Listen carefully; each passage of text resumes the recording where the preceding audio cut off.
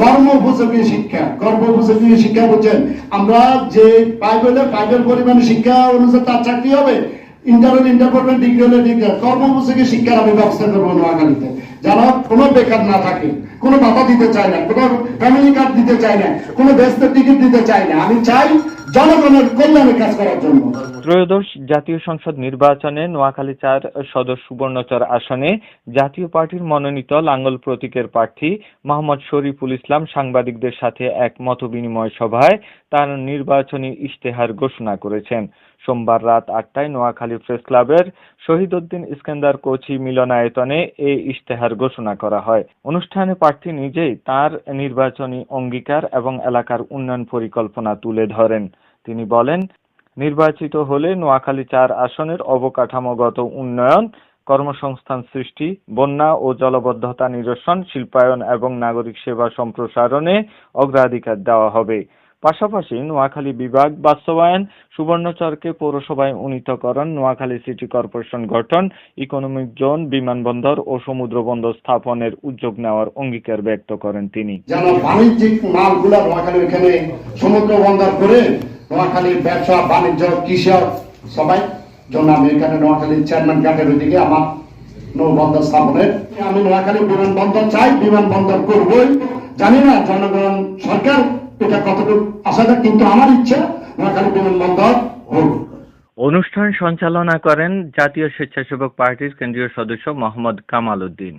এ সময় উপস্থিত ছিলেন জেলা জাতীয় পার্টির সিনিয়র যুগ্ম সাধারণ সম্পাদক মোসাদ্দেকুর রহমান এবং প্রচার সম্পাদক সিরাজুল হক সিরাজ সহ জেলা জাতীয় পার্টির অঙ্গ ও সহযোগী সংগঠনের নেতৃবৃন্দ। মতবিনিময় সভায় জেলায় কর্মরত প্রিন্ট ও ইলেকট্রনিক মিডিয়ার সাংবাদিকরা উপস্থিত ছিলেন। প্রার্থী গণমাধ্যম কর্মীদের ধন্যবাদ জানিয়ে অবাধ ও সুষ্ঠু নির্বাচনে সকলের সহযোগিতা কামনা করেন। জাতীয় পার্টি তাদের দোষর এই আখ্যাটা নিয়ে কিন্তু জাতীয় পার্টিও দীর্ঘ ১.৫ বছর সময় কিন্তু পার করছেন। তো সেই জায়গায় আপনি নোয়াখালী ৪ আসনে আপনি পদপ্রার্থী হয়েছেন, বিশেষ করে আপনি কোনো চ্যালেঞ্জ মনে করছেন কিনা যে এই সিচুয়েশনে যে ছাত্র জনতা বিশেষ করে যে বৈষ্ণবী ছাত্র আন্দোলনের যারা সবচেয়ে বেশি দাবি তুলেছে যে জাতীয় পার্টিকে যাতে নির্বাচনে অংশগ্রহণ করতে দেওয়া না হয়, এ ধরনের অনেকগুলো বিষয় ছিল। আসলে কোনো বাধা বিপত্তি আছে কিনা কিংবা এই ধরনের কোনো সমস্যার সম্মুখীন হয়েছেন কিনা সেটা একটু আপনারা জানেন। বাধা পাইছি কিনা আপনারা সাংবাদিকরা ডিসি সাহেবের অফিসে উপস্থিত ছিলেন, বাধা পাইছি কিনা এটা আপনারা বিবেচনা করে দেখেন। আমার মাইকিং এ তো আমি অনেক বাধা পাই, সেটা আপনারা দেখেন। আমার মাইক ব্যাংকে যা, আমার সিএনজি ব্যাংকে যা। আর আমরা কি আন্দোলন করছি কি জন্য? বৈষম্যহীন বাংলাদেশ করার জন্য। আসলে কি বৈষম্যহীন বাংলাদেশ হয়েছে নাকি বৈষম্যহীন সরকার হয়েছে, বৈষম্য সরকার হয়েছে? এটা বলেন যে বর্তমান যে সরকার এটা বৈষম্য আরো সৃষ্টি করেছে। আমাদের নেতা বলছে আমরা বৈষম্যহীন বাংলাদেশ পাইনি। আমাদের ইচ্ছা কি? বৈষম্য। আওয়ামী লীগ সরকারকে নিষেধ করেছে, আমরা এখন নিষেধের পক্ষে না। আমরা জামাত ইসলাম যখন নিষেধ করেছে তখন আমরা জামাত ইসলামের পক্ষে ছিলাম, আমরা নিষিদ্ধ চাই না। আমরা আওয়ামী লীগকে নিষিদ্ধ চাই না। জনগণ যাকে নিষিদ্ধ করবে, জনগণের ভোটের মালিক, জনগণ কাকে নিষিদ্ধ করবে সেটা জনগণের ডিসিশন নিব। আমরা কাকে নিষিদ্ধ চাই না।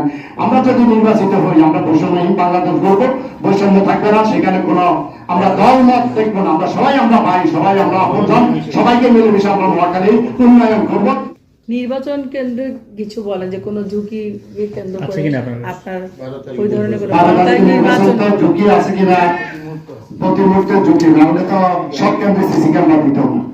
সরকার সিসি ক্যামেরা দিয়েছে কেন? ঝুঁকির কারণে সরকার সিসি ক্যামেরা দিয়েছে, এটা তো আপনারা বুঝেন ঝুঁকি আছে। আর আমি কি আমি দুর্নীতি মুক্ত বাংলাদেশ চাই, বৈষম্যহীন বাংলাদেশ চাই, বৈষম্যহীন নোয়াখালী সদর সুবর্ণচর চাই, যেখানে কোনো দুর্নীতি থাকবে না, কোনো সন্ত্রাস থাকবে না, কোনো বৈষম্য থাকবে না, আর কোনো অন্যায় অফিসার থাকবে না।